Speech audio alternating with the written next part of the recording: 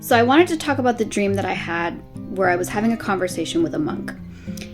And I'm not sure if this was an actual person still living that dreamscaped into my dream, or if it was a past ideation of myself that I was talking to, or if it was like another entity of some sort. But I do know that it was like an actual like other entity who joined me in this dream in order to pass on some knowledge that I needed to hear. And this dream came at a time where I was really struggling with this idea that I'm a jack of all trades. I have so many different interests and so many different skills, but I never have the time to develop them all fully or master anything. And a lot of times it has to do with the fact that I can never focus on just one thing at a time. And I expressed this, so we were sitting on a dock, firstly. And there were many people on the dock, but I wasn't connecting with most of them. This monk came and sat next to me, and he stood out from the rest. We actually, made eye contact and we were connected. Everybody on the dock was fishing, including me, but I had many lines in the water. The monk, however, was not fishing. He was simply feeding the fish, and they were coming to him and, eating from what he was giving them.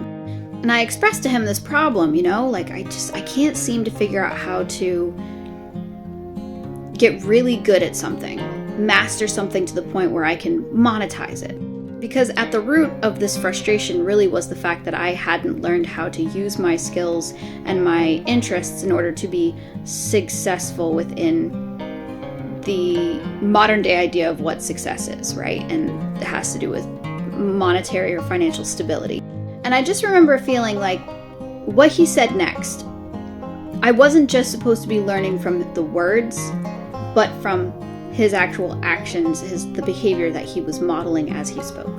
And he looked around at everybody fishing, and he said, "No bait, no fish. Bigger bait, bigger fish. Many lines, many bait, many fish."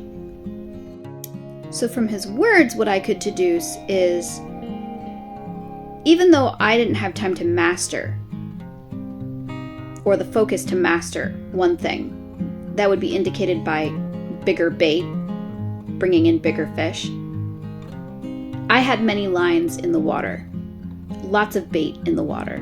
And what I couldn't pull in terms of quality or the size of the fish, I would pull in quantity, make up for in quantity. But there was also more to it than that, because as he was saying this, he did not have a line with a hook in the water, and instead he was giving freely to the fish who were freely coming to him, and he was enjoying the moment with these fish. And it struck me that the fish that everybody was pulling in on these lines weren't going to live unless they were released, right? They were dead. Essentially, they were pulling in something that was dead. Whereas this man was just sitting here giving freely without a hook and enjoying the moment with something that was very much alive. So what he was showing me with his actions was that I wasn't even focused on the correct goal to begin with. My goal shouldn't be to use my passions, my skills, my interests in order to force grab at something that's dead, money, currency.